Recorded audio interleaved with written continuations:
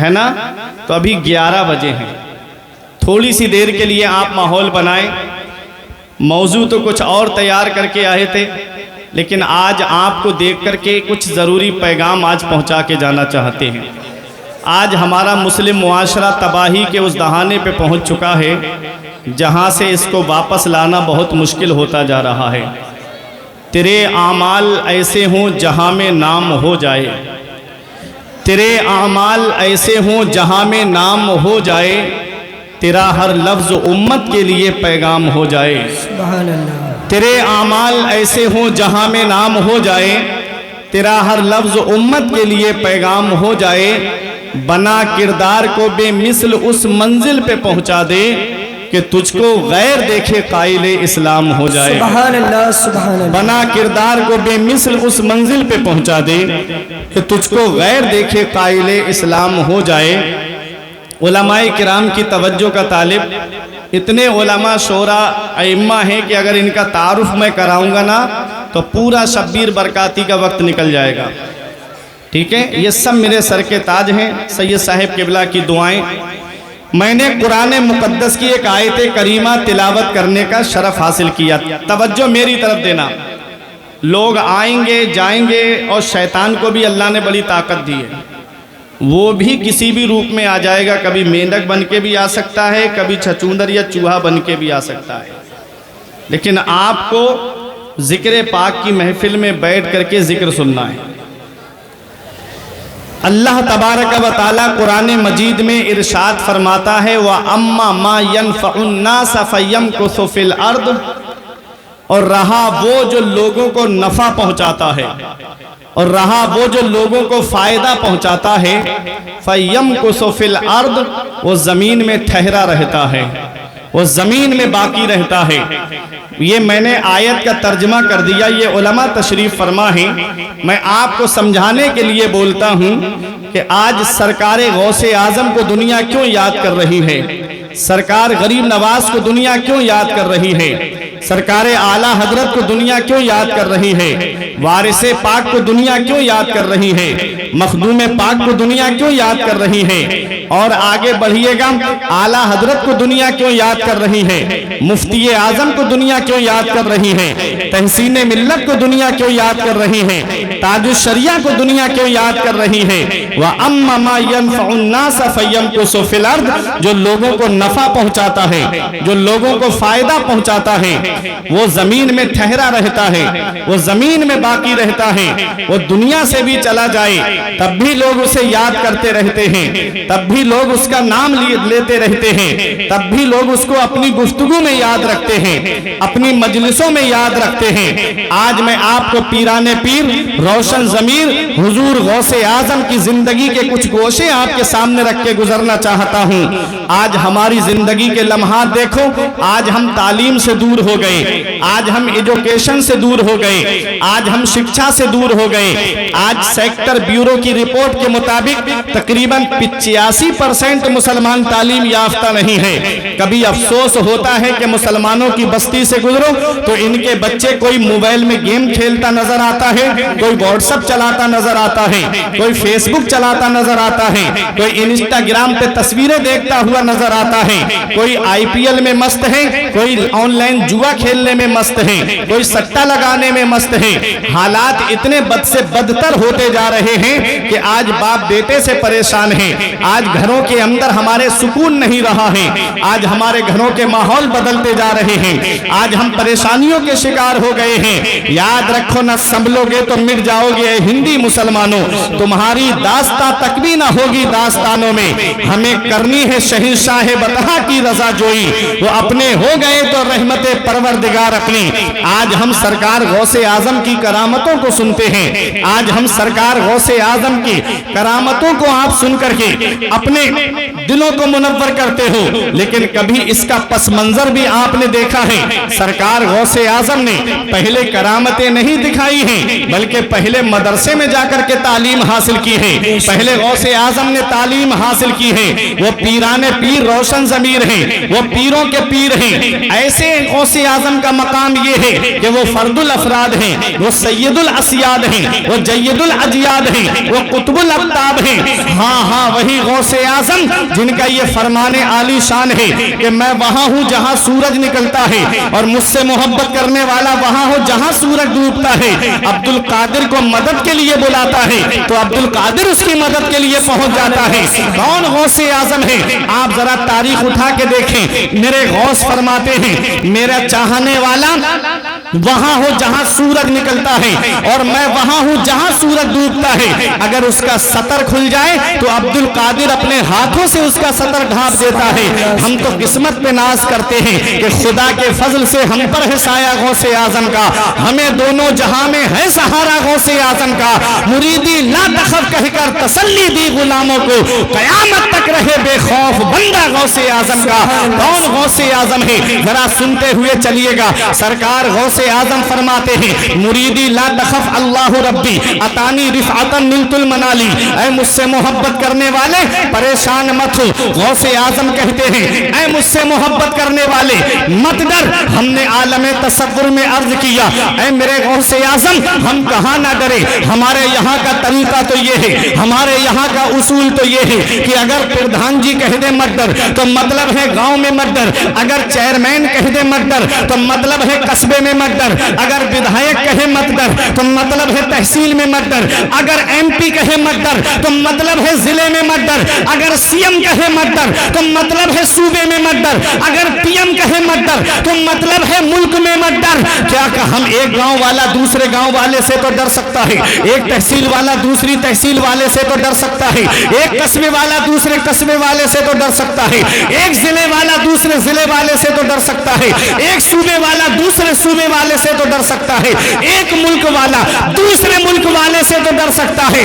اے میرے غوث اعظم ہم کہاں نہ ڈریں؟ کیا اپنے گاؤں میں نہ ڈریں؟ کیا قصبے میں نہ ڈریں؟ کیا تحصیل میں نہ ڈریں؟ کیا ضلع میں نہ ڈریں؟ کیا ملک میں نہ ڈریں؟ کیا صوبے میں نہ ڈریں؟ تو گنبد غوث سے آواز آتی ہے اے مجھ سے محبت کرنے والے، جس غوث کا تو نے دامن پکڑا ہے اس غوث کی بلندی کے جھنڈے آسمانوں پر بھی لہرا رہے ہیں، زمین پر بھی لہرا رہے ہیں۔ نہ زمین کے اوپر ڈرنے کی ضرورت ہے، نہ زمین کے نیچے ڈرنے کی ضرورت ہے۔ سبحان اللہ سبحان اللہ، نعرہ تکبیر، نعرہ رسالت، نعرہ غوثیت۔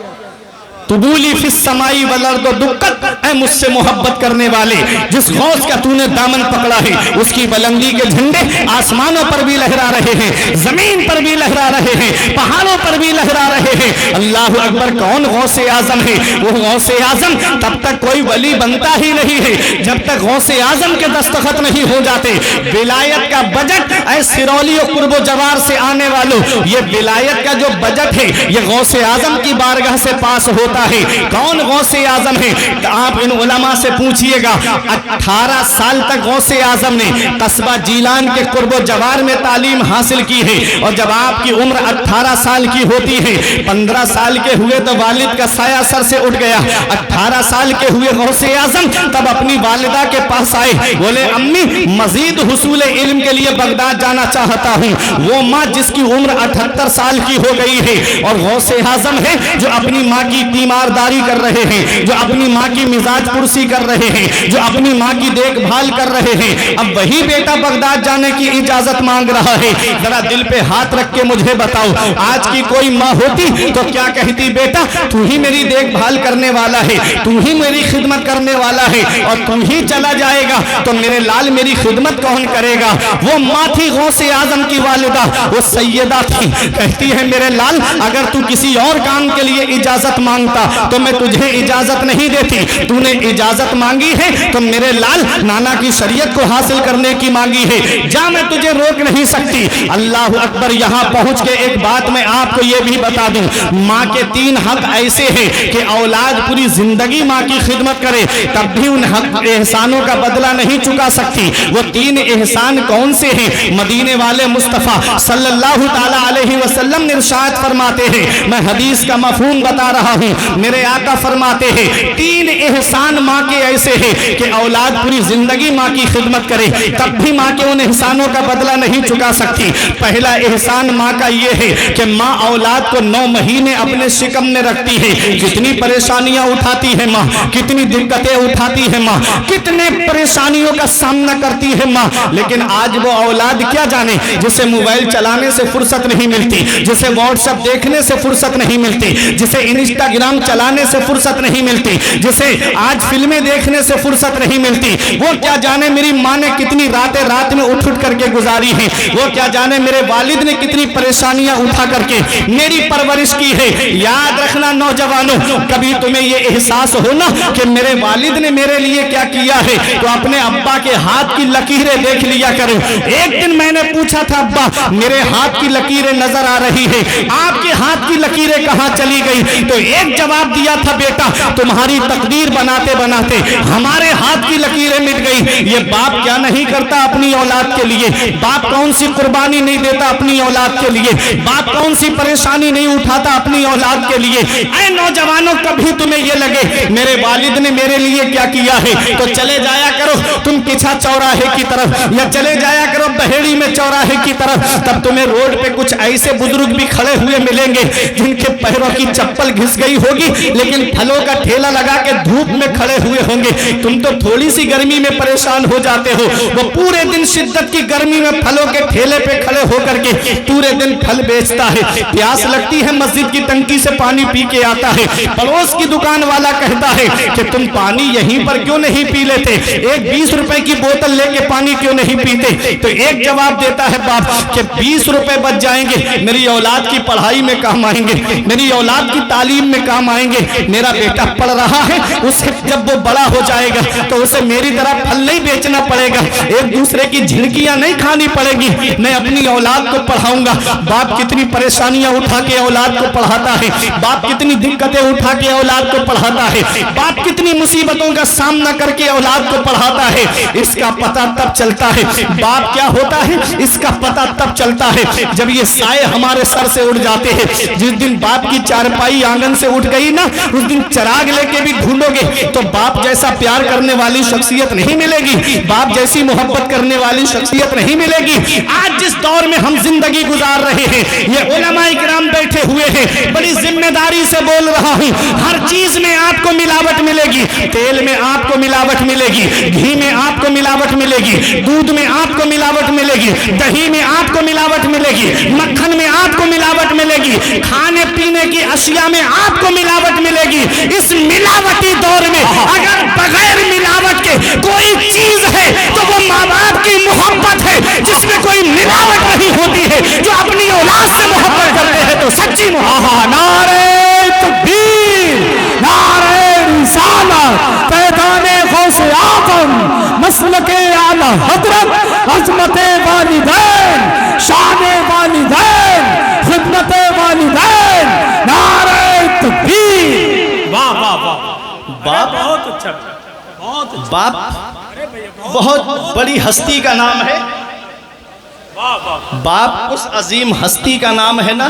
जी जी जी आज वालिद हयात हैं, जी बोलते हैं तो बच्चे कहते हैं अब्बा बोलते बहुत हैं, जी। अम्मी बोलती है तो कहते हैं अम्मी बोलती बहुत है। और जब उन्हीं का इंतकाल हो जाए तो औलाद जनाजे की चारपाई पे आके कहती अब्बा बोलते क्यों नहीं, अम्मी बोलती क्यों नहीं। याद रखना नौजवानों, बाप आंगन में लगे हुए पेड़ की तरह होता है। ये उलमा से पूछो आप, ये जिम्मेदार उलमा असातिज़ा यहाँ बैठे हुए हैं, ये बताएंगे तुम्हें बाप आंगन में लगे हुए पेड़ की तरह होता है।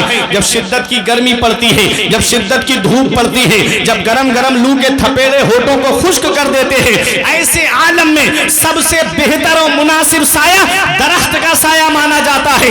औलाद पेड़ के नीचे बैठ जाए तो सुकून मिल जाता है, बूढ़ा पेड़ के नीचे बैठे तो सुकून मिल जाता है, जवान पेड़ के नीचे बैठे तो सुकून मिल जाता है। हमारे बुजुर्गों ने फरमाया बाप आंगन में लगे हुए पेड़ की तरह होता है।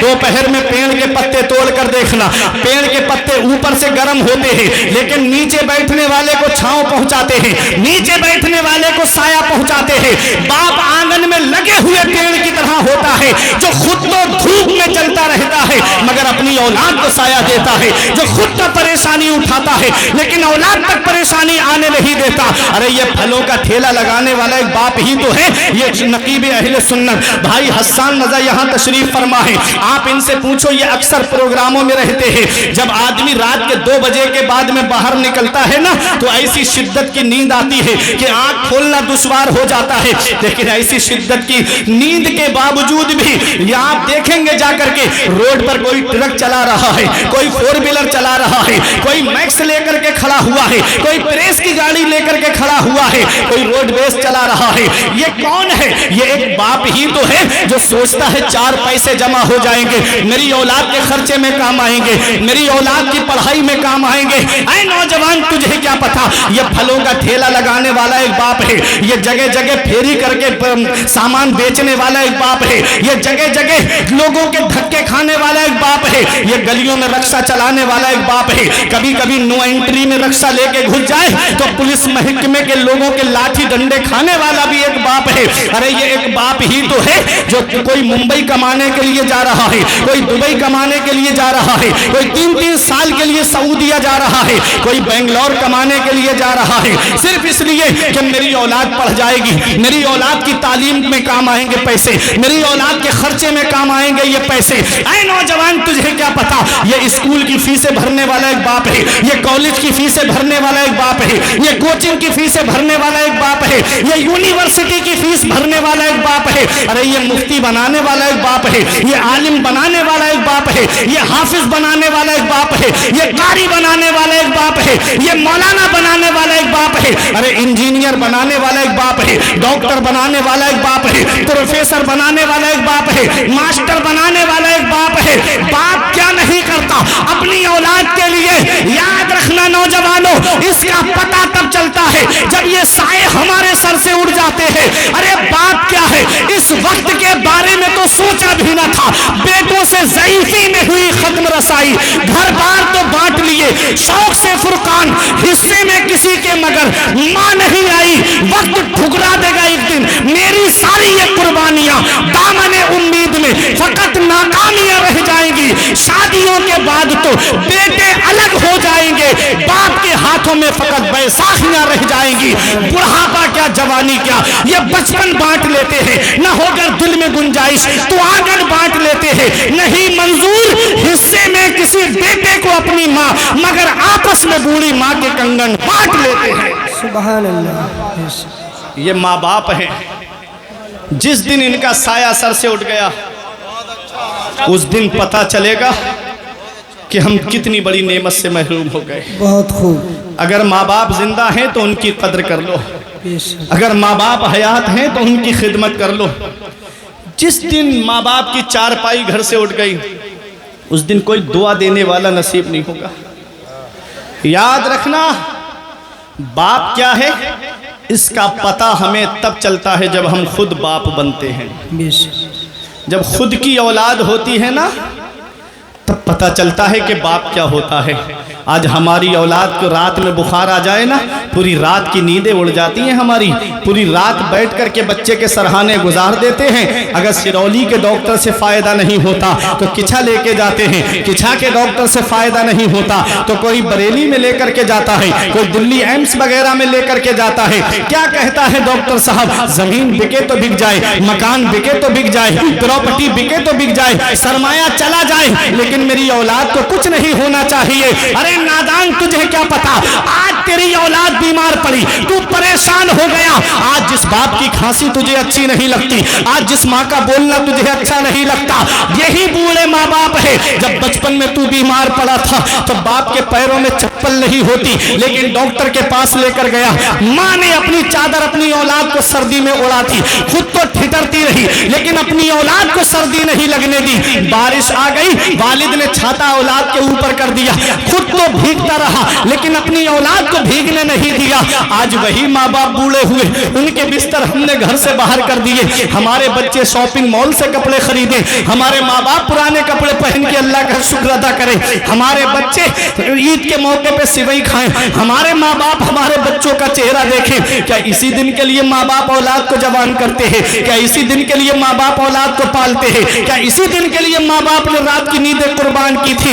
یاد رکھنا پیارے مسلمانوں, دھوپ کیسی بھی ہو سایہ نہیں کھونے دیتا, راہ کیسی بھی ہو بے بس نہیں ہونے دیتا, بیچ کے اپنا لہو چاہے وہ روٹی لائے, باپ اولاد کو بھوکا نہیں سونے دیتا. نعرہ تکبیر, نعرہ رسالت, نعرہ غوثیت, عظمت والدین.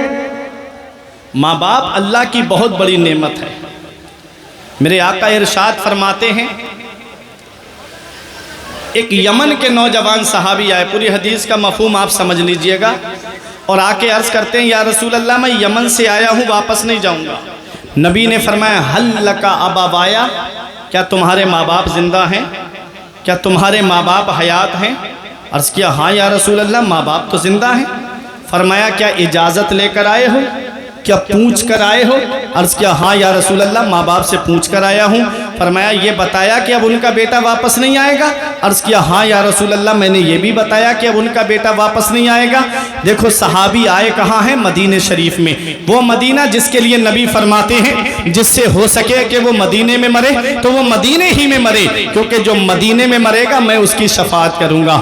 اس مدینے میں صحابی رسول آئے ہیں, اعلیٰ حضرت جس کے بارے میں فرماتے ہیں طیبہ میں مر کے ٹھنڈے چلے جاؤ آنکھیں بند, سیدھی سڑک یہ شہر شفاعت نگر کی ہے. اس مدینے میں صحابی آئے ہیں جس کے بارے میں تاج الشریعہ نے کہا تھا کہ فرماتے ہیں کہ مدینہ ایسا گلشن ہے جو ہر گلشن کی زینت ہے, بہار باغ جنت بھی مدینہ کی بدولت ہے, مدینہ چھوڑ کر جنت میں کوئی جا نہیں سکتا, مدینے سے محبت ہے تو جنت کی ضمانت ہے.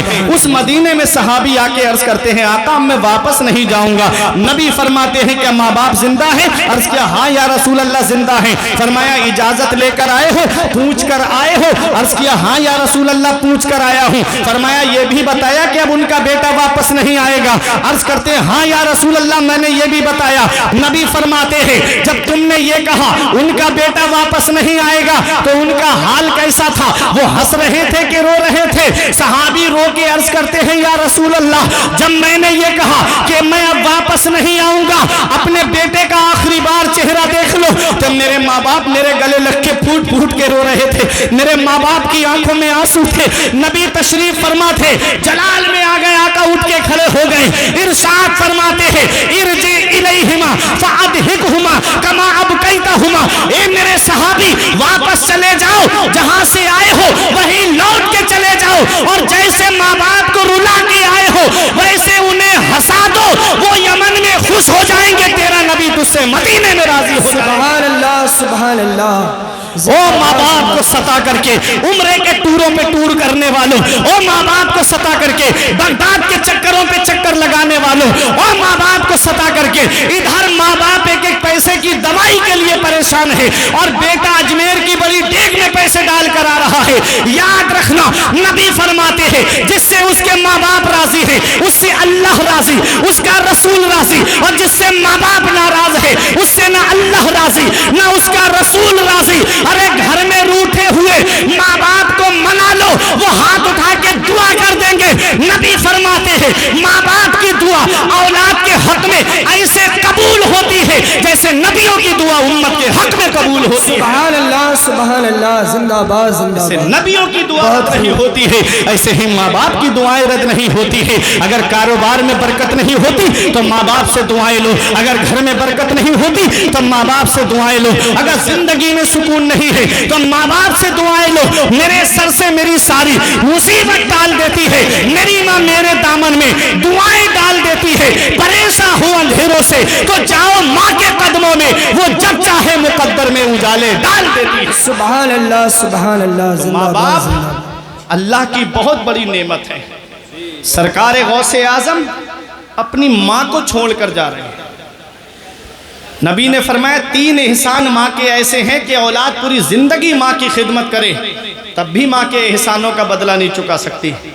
پہلا احسان کہ وہ 9 مہینے اپنے شکم میں رکھتی ہے, कितनी परेशानियां उठाती है, कितनी दिक्कतें उठाती है। दूसरा एहसान ये है कि माँ औलाद को जन्म देती है। कितनी परेशानियां, बाज औरतों का तो बच्चे की विलादत के वक्त में इंतकाल हो जाता है। पैदाइश हो जाती है बच्चे की तो ऐसा होता है जैसे गोया कि उसको नई जिंदगी मिली है। तीसरा एहसान माँ का यह है कि वो 2 साल तक अपना खूने जिगर औलाद को दूध की शक्ल में पिलाती है। ये 3 एहसान ऐसे हैं, औलाद पूरी जिंदगी माँ की खिदमत करे तब भी इन एहसानों का बदला नहीं चुका सकती। बात समझ में आ रही है? जरा मोहब्बत से बोलेंगे हाथ उठा के सुभान अल्लाह, सुभान अल्लाह, सुभान तवज्जो से सुनिएगा। मेरे आका हुजूर सल्लल्लाहु ताला अलैहि वसल्लम ने इरशाद फरमाया, जो सुबह को माँ बाप का चेहरा मोहब्बत से देख ले, अल्लाह ताला जन्नत के 2 दरवाजे खोल देता है। एक मौजूद है, एक का इंतकाल हो गया है, तो जो मौजूद है उसका चेहरा मोहब्बत से देख ले तो अल्लाह जन्नत का 1 दरवाज़ा खोल देता है। अपने माँ बाप की खिदमत करो। अल्लाह कुरान के दूसरे पारे में फरमाता है, सबसे बेहतर खर्चा वो है जो माँ बाप को दिया जाए। सुभान अल्लाह। सबसे बेहतर खर्चा वो है जो माँ बाप को दिया जाए। आज होटलों में जाके दोस्तों के साथ पार्टियां करते हैं हम, और वेटर को टिप दे दे के चले आते हैं। अल्लाह का कुरान कहता है सबसे बेहतर खर्चा वो है जो माँ बाप को दिया जाए। 500 रुपये कमाते हो, 100 रुपये माँ बाप को खर्चे के लिए दे दो, वो हाथ उठा के दुआ कर देंगे, ये 400 रुपये में अल्लाह इतनी बरकतें अता फरमाएगा कि तेरी नस्लें खाएंगी तब भी वो बरकत ख़त्म नहीं होगी। सुभान अल्लाह, सुभान। लेकिन औलाद की वजह से जिस घर में माँ बाप की आंखों से आंसू निकलते हैं, अल्लाह उस घर से सुकून उठा लेता है, अल्लाह उस घर से बरकतें उठा लेता है, अल्लाह उस घर से रहमतें उठा लेता है। हज़रात सरकार गौसे आज़म वालिदा से कहते हैं, अम्मी इजाज़त दे दो, मैं मज़ीद हुसूल इल्म के लिए बगदाद जाना चाहता हूँ। गौसे आज़म तो पीराने पीर हैं, गौसे आज़म तो रोशन ज़मीर हैं, उन्हें तालीम हासिल करने की क्या ज़रूरत थी, उन्हें इल्म हासिल करने की क्या ज़रूरत थी? अरे वो तो मादरजाद वली है, वो तो पैदाइशी वली है। अरे वो वली ही नहीं है, वो तो वलीगर है। तब तक कोई वली बनता ही नहीं है जब तक गौसे आज़म के दस्तखत नहीं हो जाते हैं। वो गौसे आज़म इल्म हासिल करने के लिए कस्बा जीलान के कुर्बो जवार के मदारिस में जाते हैं, फिर बगदाद तालीम हासिल करने के लिए जाते हैं। ये उन जाहिल पीरों के मुंह पे तमाचा है जो कहते हैं मौलवी का रास्ता और है और पीरों का रास्ता और है। अरे पीर वही होता है जो पहले आलिम होता है। अरे अगर आलिम नहीं होगा तो शरीयत के मसाइल को कैसे जानेगा, नमाज में क्या फर्ज है ये कैसे जानेगा? आज जाहिल पीरों का दौर चल रहा है, आज जाहिल पीर गली गली फिर रहे हैं। याद रखना प्यारे मुसलमानों, हर एक के दामन को मत पकड़ लेना, बल्कि बड़े सोच समझ करके दामन को पकड़ना। और एक पहचान बताता हूँ, किसी पीर की सच्चाई का पता लगाना है, उसकी हक़ानियत का पता लगाना है तो ये उलमा भी गवाही देंगे। तो पहले उस पीर के मुरीदों को आप देख लो, अगर उसके मुरीद आलिम है, मुफ्ती है, हाफिज है तो समझ लो पीर कामिल है, और अगर मेरे जाहिल है तो समझ लो पीर का सजरा कहीं ना कहीं रुका हुआ जरूर है। चलो बरेली की सरजमीन पर, अरे वो जो कहते थे कि इतने भीड़ को लेकर के आना उर्स में कि 25 सफर का मेला फेल हो जाए, उनके मुंह पे तमाचा है। ये पैगाम है कि जितनी बरेली में जूतियां पड़ी रहती है इतनी टोटल तुम्हारी तादाद नहीं है। अरे बरेली की सरजमीन पे देखो, हर तरफ आलिम ही आलिम नजर आते हैं, हर तरफ मुफ्ती ही मुफ्ती नजर आते हैं, हर तरफ हाफिज नजर आते हैं। ये एक पैगाम दे रहे हैं कि वादी रजा की कोहे हिमालय रजा का है, जिस समत देखिए वो इलाका रजा का है। अगलों ने तो लिखा है बहुत इल्म दीन पर, जो कुछ है इस सदी में वो तन्हा रजा का है। नारे तकबीर, नारे रिसालत, नारे गौसियत, मसलके आला हजरत, मसलके आला हजरत, नारे तकबीर, नारे रिसालत, जिंदाबाद जिंदाबाद। बहुत खूब, जवाब नहीं है तकरीर का, माशाअल्लाह। इतना बड़ा मजमा और ऐसे खामोश आला हजरत के नाम पे, अरे हलचल मच जाना चाहिए थी मसलके आला हजरत से।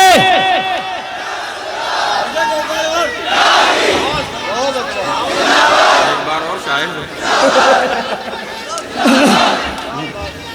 تاج الشریعہ، تاج الشریعہ،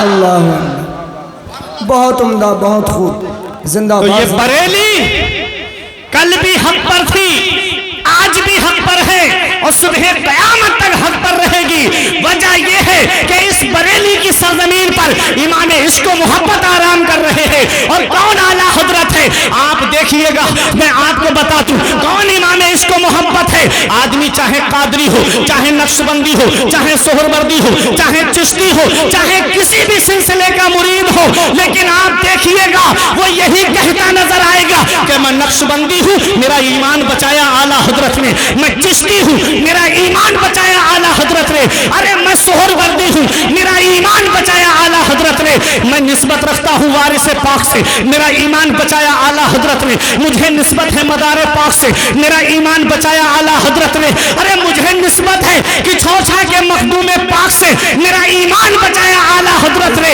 امام عشق و محبت نے ہمارے ایمان کی حفاظت کی، ہمارے عقیدے کی حفاظت کی، اور جب سنیوں کا ایمان بچ گیا تو عاشق پکار کے کہتے ہیں ڈال دی قلب میں عظمت مصطفیٰ، ڈال دی قلب میں عظمت مصطفیٰ، سیدی اعلیٰ حضرت پہ لاکھوں سلام۔ سبحان اللہ، سبحان اللہ، زندہ باد، زندہ باد۔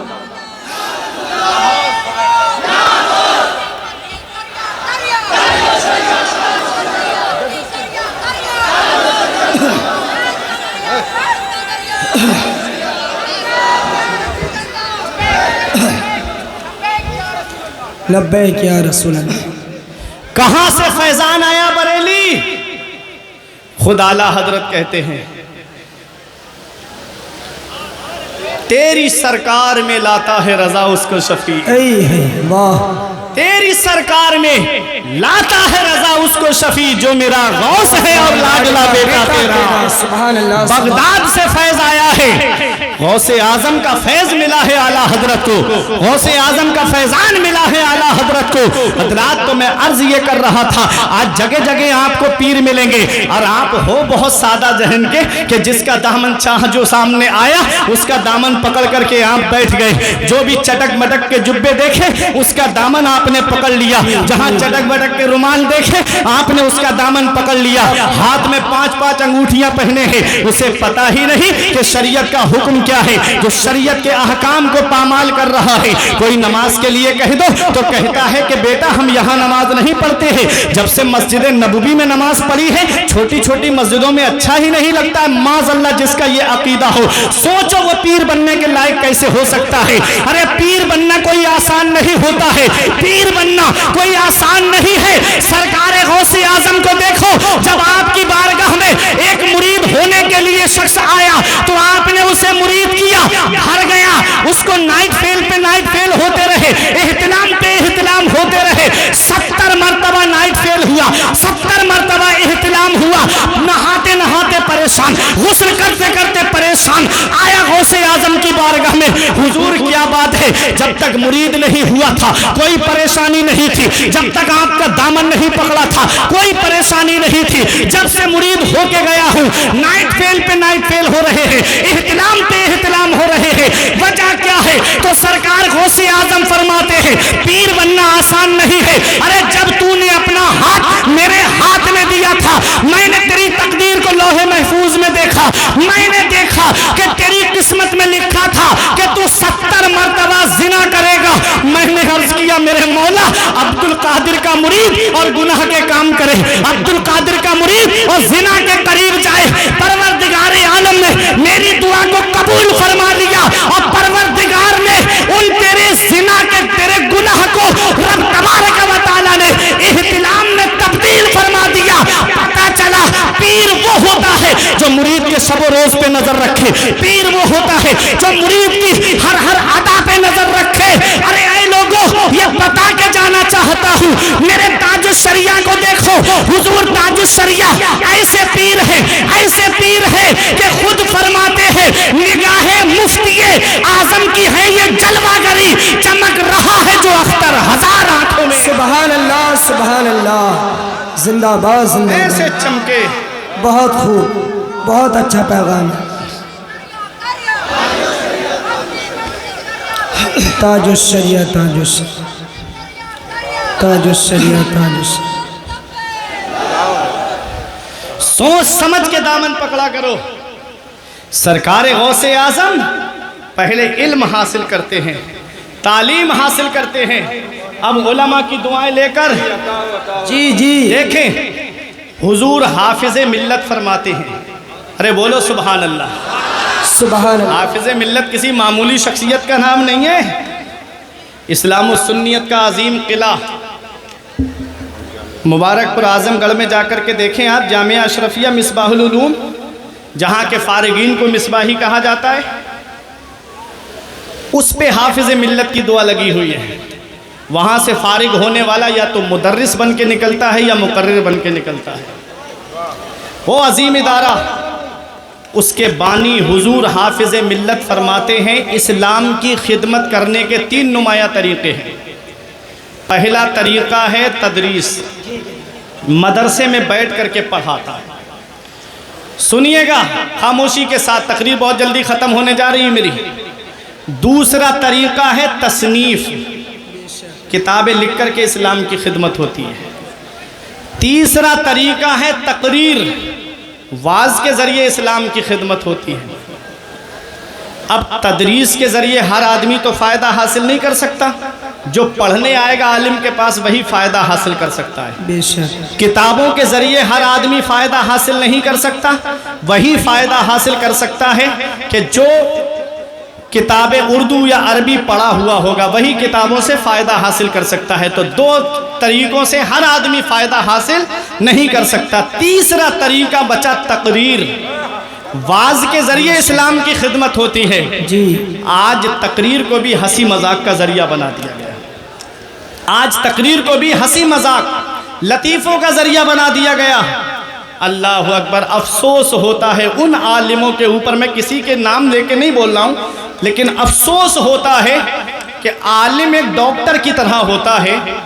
جیسے ڈاکٹر مریض کو وہی دوا دیتا ہے جو اس کے اندر بیماری ہوتی ہے، تو عالم کو بھی چاہیے کہ قوم کے اندر جو برائیاں پھیل رہی ہیں ان برائیوں کا علاج کرے، نہ کہ انہیں لطیفے سنائے. 20-20 ہزار 25-25 ہزار روپے نذرانہ صرف لطیفے سننے کے لیے قوم خرچ کر دیتی ہے. اللہ. آج افسوس ہوتا ہے 1-1 لاکھ 2-2 لاکھ کے جلسے ہو رہے ہیں. مسجد کے اماموں کی تنخواہ وہی 5,000 ہے. مدرسے کے مدرسوں کو دیکھو 6-6 مہینے ہو گئے تنخواہ نہیں ملی انہیں. چندہ کر لاؤ تنخواہ نکال لو، چندہ کر لاؤ تنخواہ نکال لو. یہ قوم نے حال بنا دیا. کیا سمجھتے ہو؟ کیا امام کے یا عالم کے بیوی بچے نہیں ہیں؟ کیا ان کے گھر کے خرچے نہیں ہیں؟ کیا ان کے پاس میں اور اخراجات نہیں ہیں؟ لیکن نہیں، آج ہمارا بچہ ڈاکٹر انجینئر بن جائے تو سوچتے ہیں ایسی سیلری ملنا چاہیے کم سے کم 40-50 ہزار ہو، اور امام صاحب آ جائیں تو کہتے ہیں کہ 5,000 بہت ہے. اگر کسی چاہنے والے نے 1,000 بڑھا بھی دیے نا تو دوسرے لوگ خلاف ہو جاتے ہیں کہ کیا ضرورت تھی، 5,000 میں امام صاحب مل تو رہے تھے. یہ حال ہے ہماری قوم کا. جو قوم اپنے عالموں کے اچھے دن پسند نہیں کرتی اس قوم کے اچھے دن کبھی نہیں آتے. بے شک بے شک. کبھی نہیں آئیں گے اس کے اچھے دن. اچھا پیغام ہے. یاد رکھو یہ مدرسے ہیں، مدرسے جہاں سے دین زندہ ہے. تم سوچو جلسوں سے جو ہے ہم قوم کو، ہر قوم کو سدھار دے نہیں ہو پائے گا. جہالت کا تبادلہ صرف علم سے ہوتا ہے. جی حق. اگر علم آپ کے پاس ہوگا تبھی جہالت ختم ہوگی، بے شک. اور علم نہیں ہے تو جاہل ہی رہو گے. اور ایک پیغام دے کے جا رہا ہوں، آج کے بعد ایک دل کی تختی پہ لکھ لینا. میں یہ نہیں کہتا کہ آپ جو ہے اپنی بستیوں کا معائنہ کرو، اپنی بستیوں کو جا کر کے دیکھو اور دیکھو کہیں ہماری بستی میں کوئی عالم پریشان تو نہیں ہے، کہیں ہماری مسجد کا امام پریشان تو نہیں ہے. ارے یہ غیرت ہوتی ہے کسی کے سامنے ہاتھ نہیں پھیلانے دیتی. لیکن یاد رکھو میں نے دیکھا ہے بڑے سے بڑے تنخواہ پانے والے 50-50 ہزار کی تنخواہ پانے والوں کو میں نے مہنگائی کا رونا روتے ہوئے دیکھا. کہتے ہیں مولانا सैलरी मिलती है, कर्जे में चली जाती है, दुकान का कर्जा, खाने पीने का कर्जा, शॉपिंग में पैसे चले जाते हैं, घर का खर्चा पूरा नहीं होता है। लेकिन अल्हम्दुलिल्लाह इन आलिमों पे ऐसा करम है परवरदिगार आलम का, रसूलुल्लाह का ऐसा फैजान है कि 5,000 की तनख्वाह पाने वाला, 10,000 की तनख्वाह पाने वाला इशा की नमाज सुकून से पढ़ाता है, रात में चैन से सो जाता है, फजर में उठता है, अल्लाह का जिक्र करता है। अल्लाह कुरान में फरमाता है, रब इरशाद फरमाता है कि रब ने इरशाद फरमाया, अल्लाह जिसे चाहता है उसे अल्लाह दौलत देता है, अल्लाह जिसे चाहता है उसे इज्जत देता है। कुलिल्लाहुम्मा मालिकल मुल्क तुतिल मुल्का मन तशाउ व तंज़िउल मुल्का मिम्मन तशाउ व तुइज़्ज़ु मन तशाउ व तुज़िल्लु मन तशाउ बियदिकल खैर इन्नका अला कुल्लि शैइन कदीर। सारे बादशाहों का बादशाह अल्लाह है। अल्लाह जिसे चाहता है उसे बादशाह बना देता है, अल्लाह जिससे चाहता है उससे बादशाह छीन लेता है। सब अल्लाह के दस्ते कुदरत में है। उस रब की पकड़ से डरो, जब अल्लाह पकड़ता है तो फिर कोई छुड़ाने वाला नहीं मिलता। ऐ मेरी कौम के प्यारे मुसलमानों, तुम अपने आलिमों का दिल मत दुखाना, अपने इमामों का दिल मत दुखाना, किसी की बद्दुआ लेने का सबब मत बनना, बल्कि इनकी दुआएं लेने का सबब बनना। जिस बस्ती में आलिम परेशान होता है उस बस्ती में सुकून नहीं होता है। एक पैगाम दे के जा रहा हूं, अल्लाह की पकड़ से डरो, जब अल्लाह पकड़ता है तो फिर कोई छुड़ाने वाला नहीं मिलता। मैंने बड़े से बड़े दौलत वालों को फकीर होते हुए देखा, मैंने गरीब से गरीब इंसान को अमीर होते हुए देखा है। वो अल्लाह है, अल्लाह जिसे चाहता है उसे अमीर बना देता है, जिसे चाहता है उसे फकीर बना देता है। अरे बड़े बड़े दौलत वाले, बड़े बड़े पैसे वाले जब कोरोना में दूसरी लहर आई थी तो ऑक्सीजन के लिए परेशान फिर रहे थे, लाखों रुपए हथेली पे रख करके सिलेंडर तलाश करते फिर रहे थे। अगर मिल भी गया तो बेड नसीब नहीं हुआ हॉस्पिटल में। कोई टांगे में ऑक्सीजन चढ़वा रहा है, कोई बेड पे, घर के बेड पे ऑक्सीजन चढ़वा रहा है, अरे कोई रक्शे के अंदर ऑक्सीजन चढ़वा रहा है। अब तुम्हारी मोहब्बत का इम्तिहान है, जब अल्लाह पकड़ता है तब फिर कोई छुड़ाने वाला नहीं मिलता। स्टेशनों पे ताले पड़ गए, एयरपोर्ट पे ताले पड़ गए, क्या हाल हो गया था कोरोना में, तुमने देखा नहीं? एक एक घर में 3-3 जनाजे हमने देखे। पुराने शहर में एक मोहल्ला ऐसा जिसमें 18 जनाजे एक वक्त में उठते थे। क्या समझते हो, ये अचानक आने वाली मौतों से नसीहत हासिल नहीं करते। जब अल्लाह पकड़ता है तो फिर कोई छुड़ाने वाला नहीं मिलता। बड़े बड़े डॉक्टर घुटनों के बल गिर गए, वैज्ञानिक घुटनों के बल गिर गए। उलमा की तवज्जो, ये सब मोहब्बत से नवाजेंगे। बड़े बड़े वैज्ञानिक और डॉक्टर घुटनों के बल गिर गए। अल्लाह ने बता दिया, बंदा हो बंदा बन के रहना, तुम्हारे चाहने से कुछ नहीं होता है, वही होता है जो मंजूर खुदा हो। सुभान अल्लाह, सुभान अल्लाह। नारे तकबीर, नारे गौसियत, मसलके आला हजरत। बंदे के चाहने से कुछ नहीं होता है, वही होता है जो मंजूर खुदा होता है। वो राज़िक है, गिज़ा कीड़ों को देता है वो पत्थर में, भटकता फिरता है इंसान को रोजी के चक्कर में। उड़ाने भर हवाओं में या लगा गोते समंदर में, मिलेगा बस वही जितना के लिखा है मुकद्दर में। जिंदाबाद जिंदाबाद, बहुत अच्छा। जितना अल्लाह ने तकदीर में लिखा है। बैठ जाइए, यहीं आएंगे अब। अरे वो स्टेज पे ही आएंगे, मिंबर रसूल पे ही आएंगे। आप परेशान ना हो, आपके ही लिए आए हैं। इस टाइम मुफ्ती साहब की बहुत अच्छी तकरीर चल रही है, आप हजरात तकरीर सुने और अपने कल्ब को मुनव्वर